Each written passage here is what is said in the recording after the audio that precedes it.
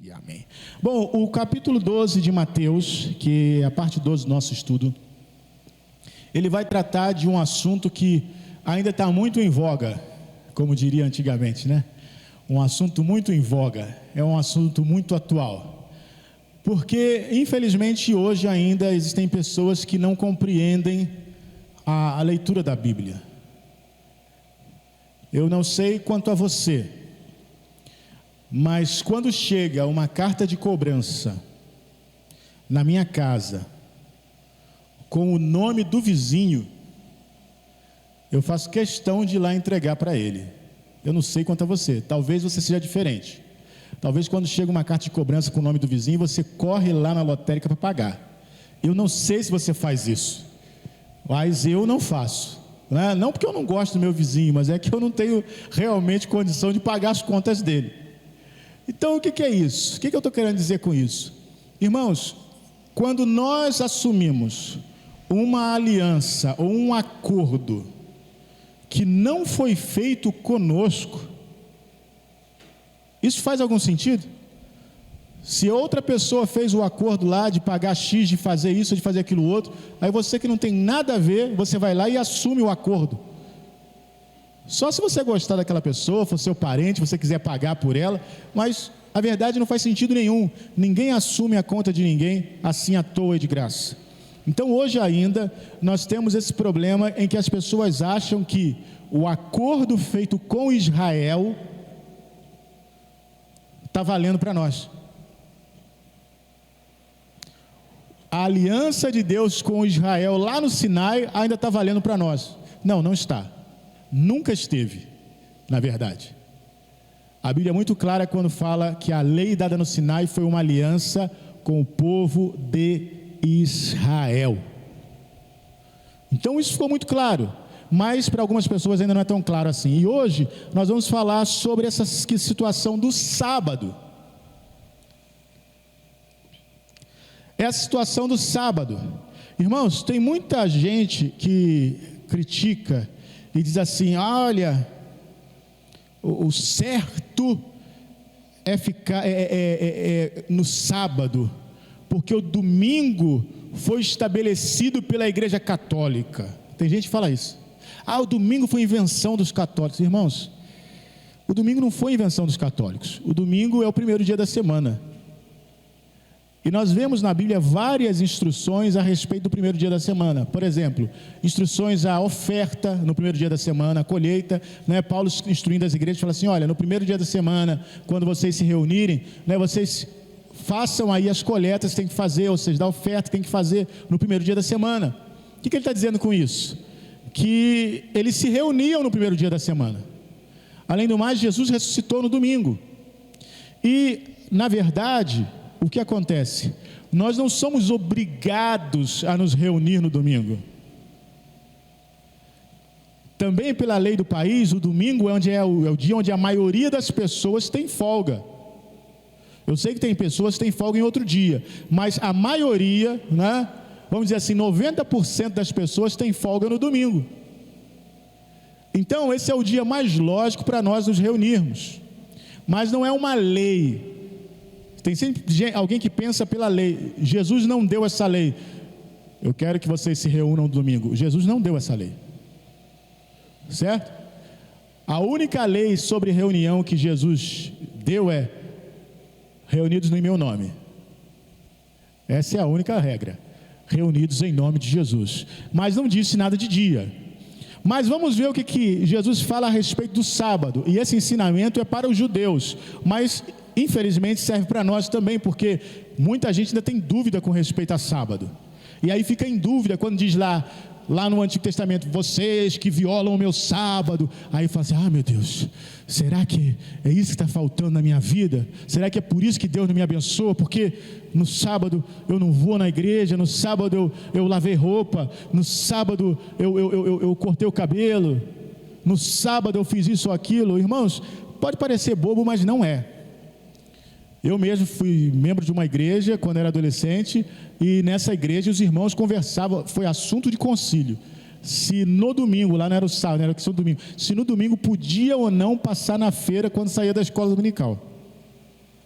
Eles conversaram sobre isso. Não, porque eu acho que é errado, porque como é que é o dia do Senhor, você não pode... Então, veja bem, a falta de entendimento a respeito da palavra, é por isso que a gente precisa falar isso. Ah, mas isso foi há 40 anos atrás, pastor, faz muito tempo isso. Você acha que mudou? É só você ver os comentários dos vídeos aí da internet que você vê que não mudou nada. As pessoas estão com as mesmas coisas. Então vamos lá, Mateus capítulo 12. Mateus capítulo 12, diz assim: naquela época, Jesus passou pelas lavouras de cereal em dia de sábado. Seus discípulos estavam com fome e começaram a colher espigas e comê-las. Assim que os fariseus viram aquilo, disseram-lhe: vê, teus discípulos estão fazendo o que não é lícito em dia de sábado. Você entendeu a situação, né? Era sábado, Jesus estava passando em certo lugar com os discípulos estavam com fome. Não tinha McDonald's, não tinha Bob's, não tinha nem McChina. E se tivesse também não poderia funcionar, porque era sábado. Então eles estavam com fome, e o que eles tinham que fazer? A pergunta é essa: se no sábado você não tem nada preparado para comer, e você tem fome, o que você tem que fazer? Segundo a lei dos fariseus, é problema seu. Tivesse preparado na sexta-feira. Se você não preparou, agora fica com fome, até amanhã. Mas aqui os discípulos, eles viram lá um milharal, estavam com fome e arrancaram as espigas para comer.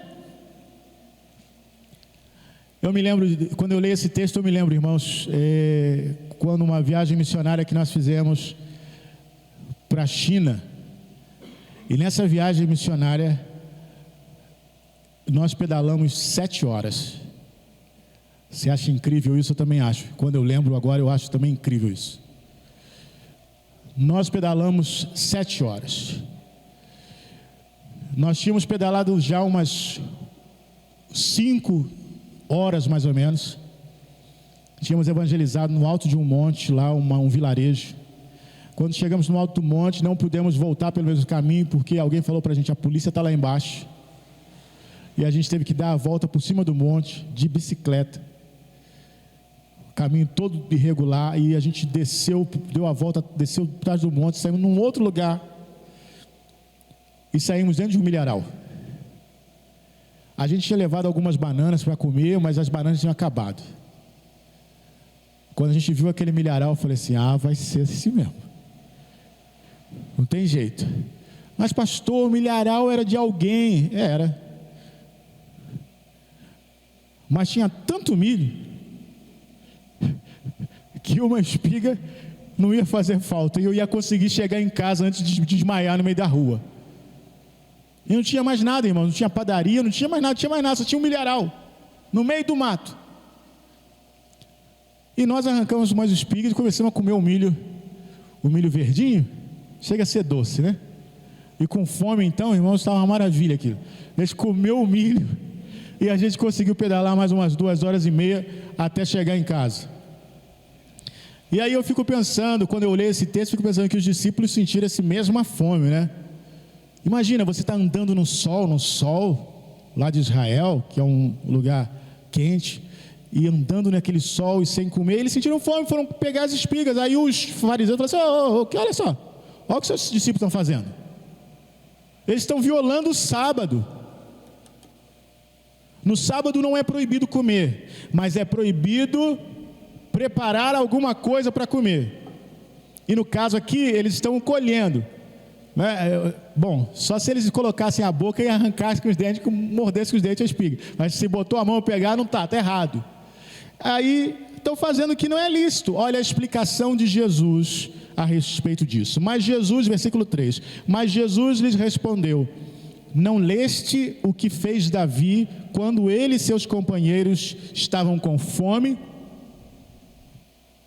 como entrou na casa de Deus e comeram os pães da presença, ou os pães da propiciação, né? Os quais a lei não lhes permitia comer, nem a ele, nem aos que com ele estavam, mas exclusivamente aos sacerdotes.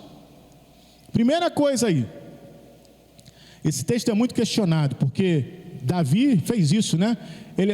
Havia os pães da proposição, os pães lá que só os sacerdotes podiam manusear, só podiam comer daqueles pães, e Davi entrou, ele e seus homens tiveram fome e entraram e comeram daqueles pães, e não aconteceu nada com Davi.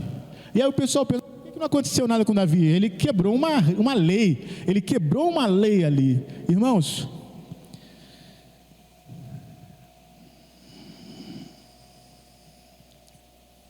Jesus está mostrando aqui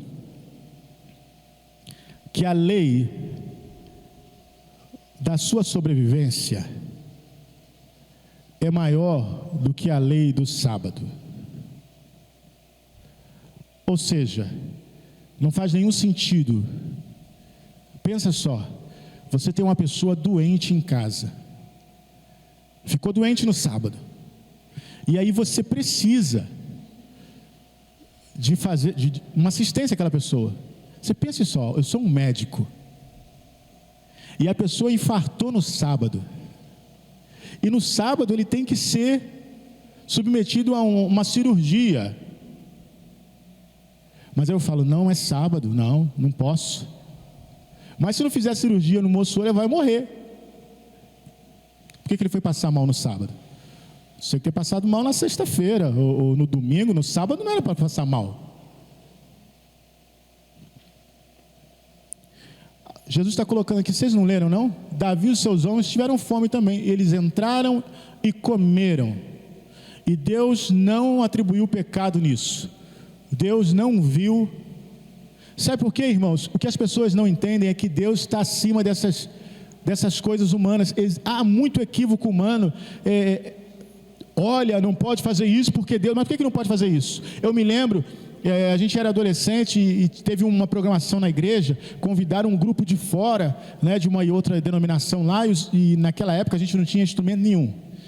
A gente fazia os instrumentos de tábua, a gente fazia instrumento de cano, a gente fazia assim. E eles chegaram lá com tudo quanto é instrumento, teclado, guitarra, baixo. Aí a gente ficou maluco com aquilo, né? Quando viu aquilo tudo, a gente falou, puxa, que instrumento legal.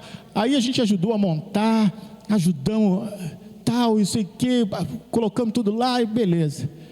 Aí chegou a hora do culto, a gente ia tocar uma música, e depois eles iam ministrar. Aí a gente foi todo feliz, né? Pensando que... Aí falaram assim, não pode tocar nos nossos instrumentos não, porque eles são consagrados. Essa cara que você fez de estranheza, a gente fez também. Você falou assim, mas... Então a gente pode montar, a gente pode carregar, aí eu vou fazer tudo, mas tocar a gente não pode porque é consagrado.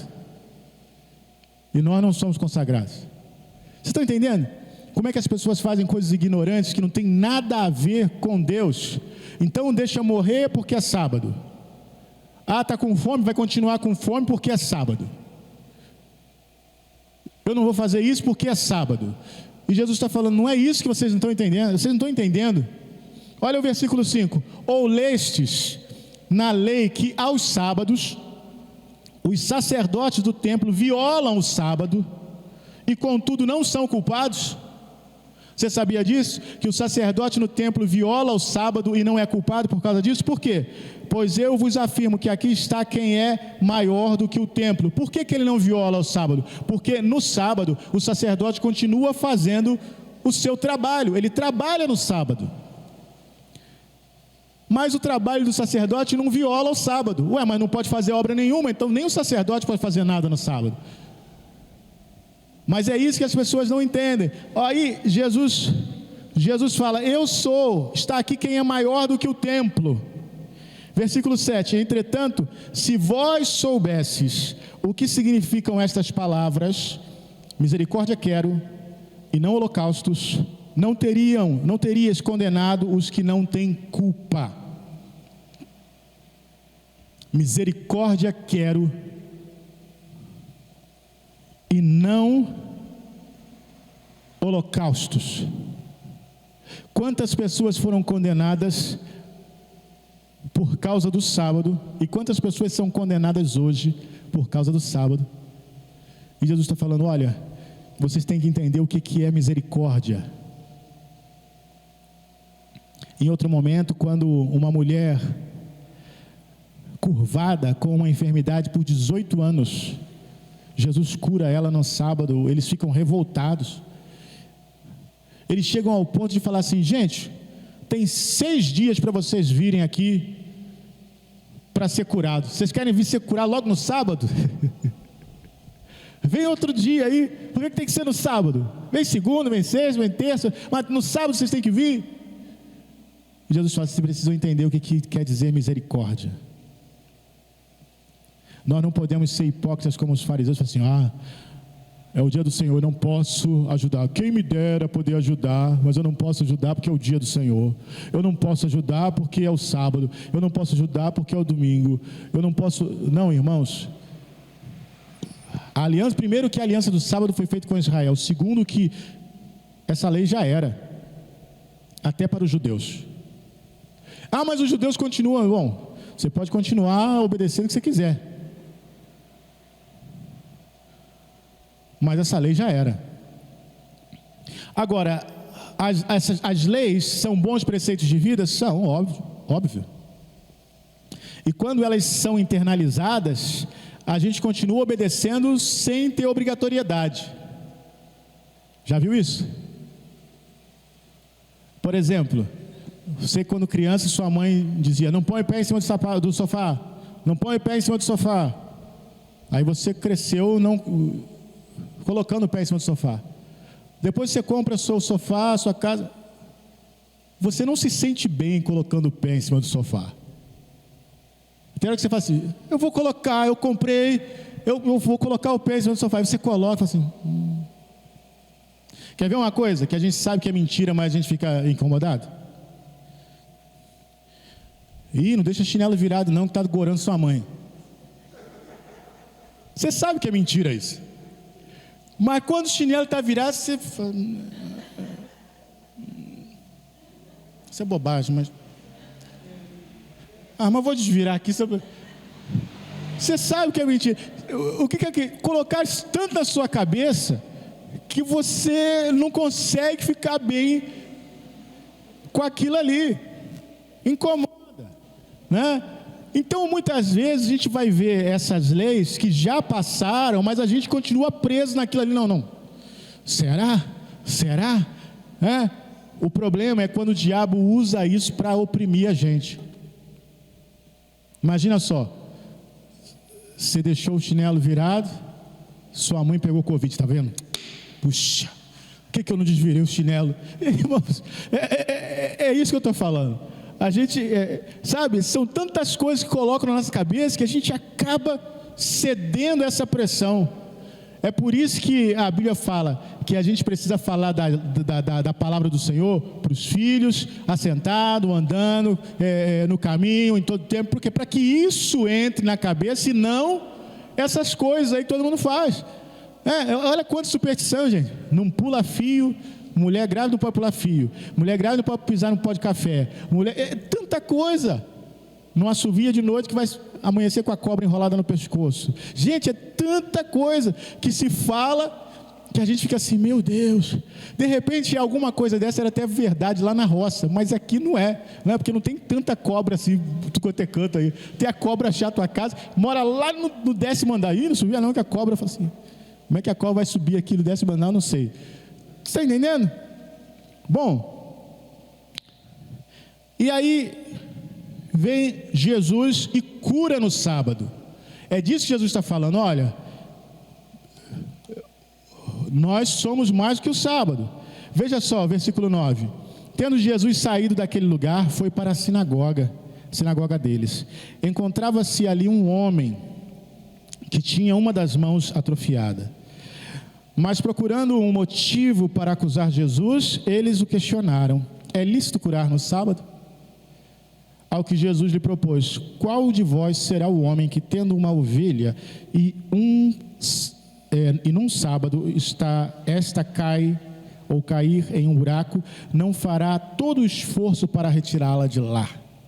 Assim sendo, quanto mais vale uma pessoa do que uma ovelha? Por isso é lícito fazer o bem no sábado. Está entendendo? É tudo isso que eu estou falando.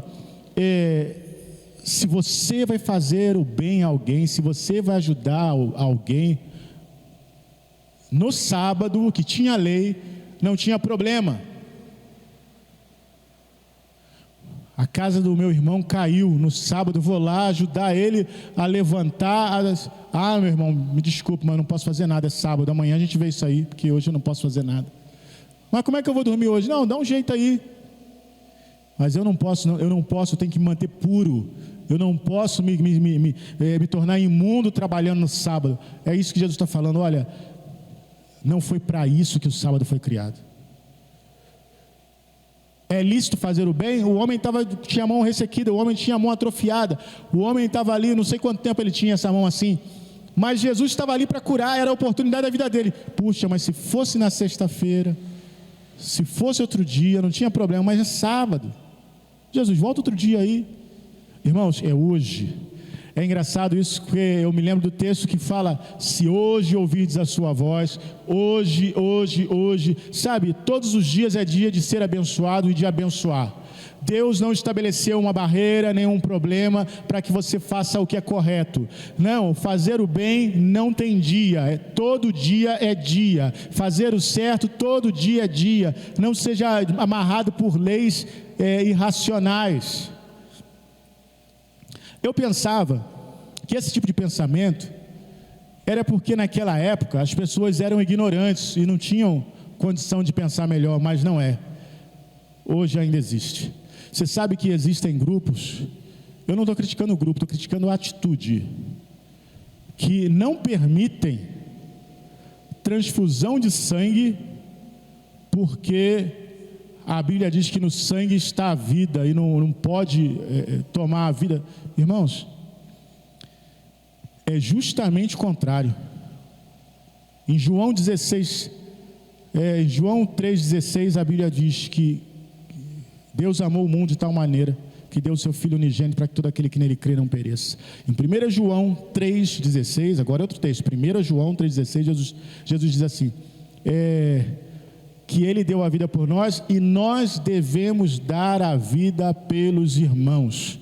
Então, se a vida está no sangue, não há problema nenhum em você doar o sangue para alguém. Você está dando àquela pessoa um pouco da sua vida, que não vai te matar, você não vai morrer por causa disso, e na verdade você pode salvar uma vida. Mas como é que é proibido? Não pode, transfusão de sangue não pode.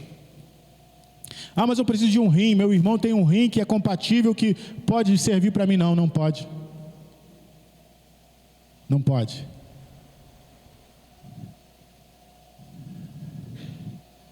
Tem gente que pensa assim: se Deus quisesse que a gente voasse, fazer a gente nascer com asa. Se Deus quisesse que você fosse salvo, Ele fazia brotar um rim em você.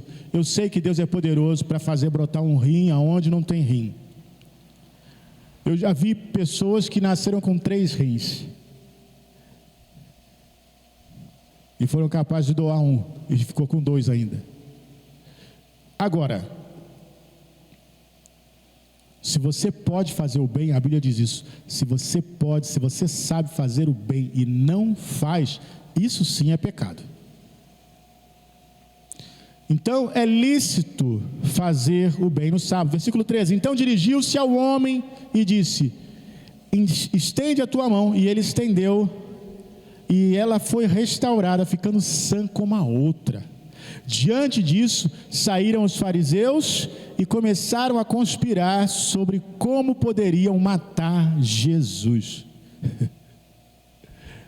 É por isso que lá em Atos 10:38 diz que ele andou fazendo bem e curando a todos os oprimidos do diabo, porque Deus era com ele. E olha como é que eles planejaram, irmãos. Quando a gente é criança, é ensinado para a gente, e os nossos pais deveriam parar de fazer isso. Eu sei que eles fazem isso para estimular a gente a fazer o que é correto, mas eu acho que a gente tem que dizer a verdade. Começaram a dizer para a gente que, olha, se você fizer o que é correto, todo mundo vai gostar. E essa não é verdade. Você não tem que fazer o que é correto porque todo mundo vai gostar. Você tem que fazer o que é correto porque é correto. E a realidade é que quando você faz o que é correto, muita gente não vai gostar.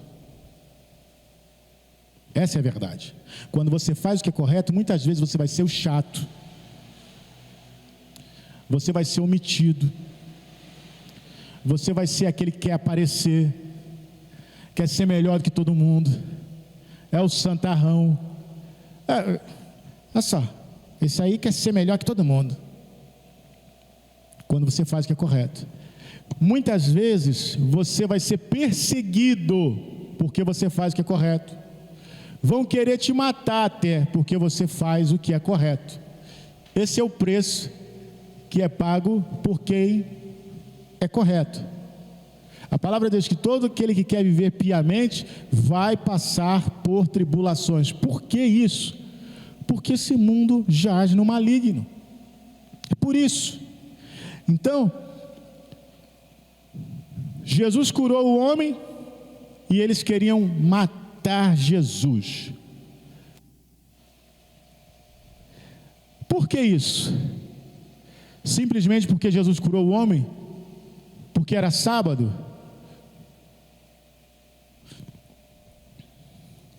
Deixa eu explicar como uma pequena coisa pode servir como instrumento de manipulação. Como uma lei pode servir de instrumento de manipulação. Às vezes a coisa é muito sutil.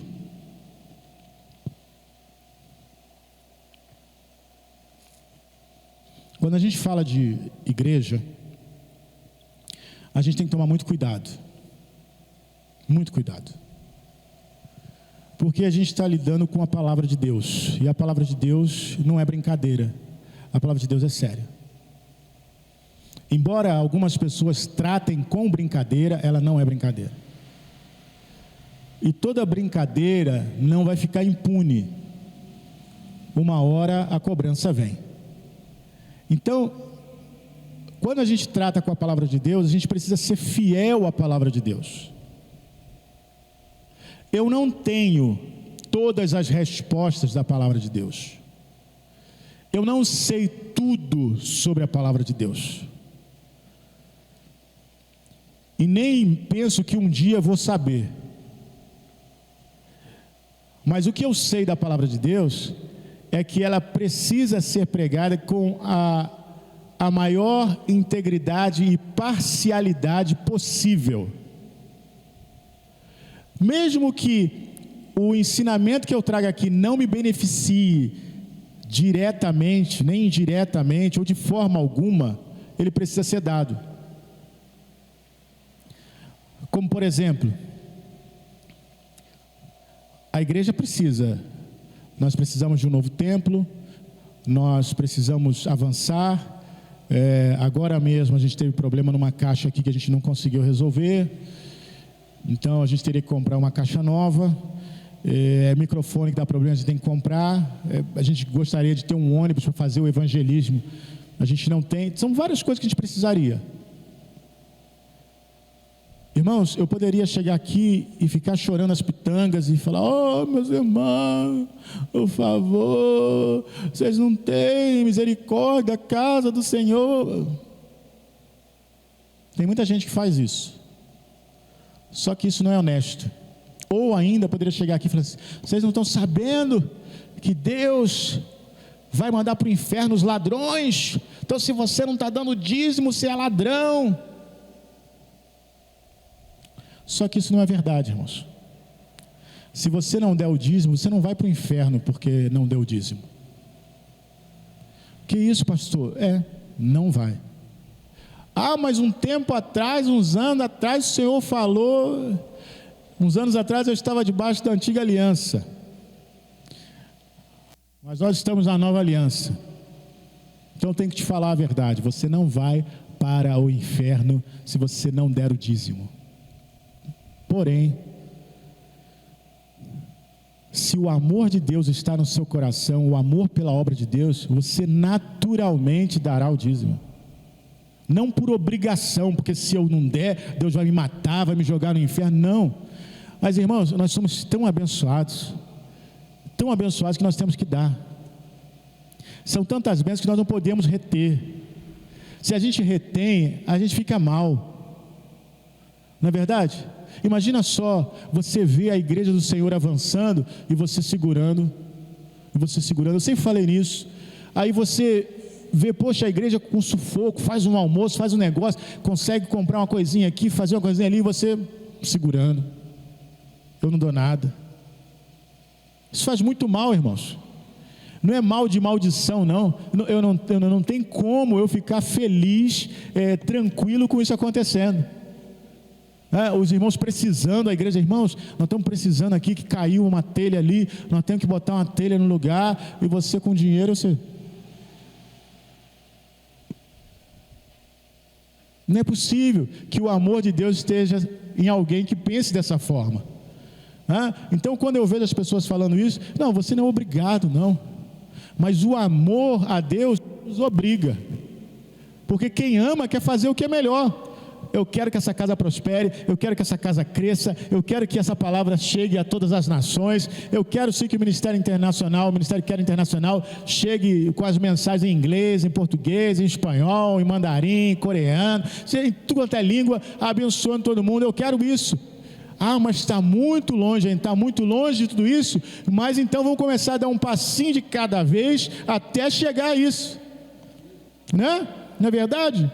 Então, essa é a realidade. Não pode haver uma manipulação. Mas quantas pessoas manipulam? Eu não vou fazer isso. Temos necessidade? Temos. Mas eu creio na ação do Espírito, no Espírito tocando. E Deus vai trazer revelação, vai mostrar para alguém, e alguém vai se sentir tocado. Eu creio nisso. Não preciso ficar comunicando: olha, irmãos, olha, irmão, segunda-feira vem aí, olha, irmão, tem um negócio aí que vai vencer. Eu não preciso fazer isso, não. E Deus tem sido fiel. Glória a Deus por isso. Bom, versículo 15. Mas Jesus, sabendo disso, sabendo do quê? Sabendo que eles queriam matar ele, afastou-se daquele lugar. Uma multidão o seguiu e a todos ele curou. Aleluia. Contudo, os advertiu para que não divulgassem suas obras. Ao acontecer isso, cumpriu-se o que fora dito pelo profeta Isaías: eis o meu servo que o escolhi, o meu amado, em quem tenho alegria. Farei repousar sobre ele o meu espírito, e ele anunciará justiça às nações. Não contenderá, nem gritará, nem se ouvirá nas ruas a sua voz. Não esmagará a cana rachada, nem apagará o pavio que fumega, até que faça vencer a justiça, e em seu nome os gentios colocarão a sua esperança. Aleluia, aleluia. Eu não vejo nenhuma descrição do ministério de Jesus melhor do que essa feita por Isaías. E eu vejo que assim deveria ser o nosso ministério, irmãos. Assim deveria ser o ministério da igreja. Eu não estou criticando ninguém especial não, mas é um comportamento que a gente vê em muitos lugares. Olha só, olha as características de Jesus. O Espírito Santo está sobre ele. Ele vai anunciar a justiça às nações. Entenda, irmãos, ele não vai anunciar a condenação às nações, é a justiça. Tem gente que acha que esse texto aqui, está vendo? Jesus vai trazer justiça. Irmãos, qual é a justiça que deveria ser feita, não só às nações, mas a todos nós, naturalmente? A justiça seria exterminar todo mundo. Essa seria a justiça. Mas qual é a justiça que Jesus traz? Olha só, naturalmente todos vocês teriam que morrer, mas eu dei a minha vida, eu me tornei a justiça para vocês. Dei a minha vida para que vocês não tenham que morrer. Essa é a justiça que Jesus veio anunciar. Sabe por quê? Mas como é que o Senhor diz isso? Como é que o Senhor não diz? Eu vou explicar no próprio texto, vou te provar que é isso. No próprio texto, olha só. Anunciar a justiça às nações está no versículo 18, certo? Aí vem trazendo outras coisas. Ele não vai contender, nem vai gritar, nem vai ouvir sua voz nas ruas. Aí não vai esmagar a cana rachada, nem apagar o pavio que fumega. O que isso quer dizer? Esses somos nós, irmãos. As pessoas no mundo são canas rachadas e pavios que fumegam. Assim são as pessoas.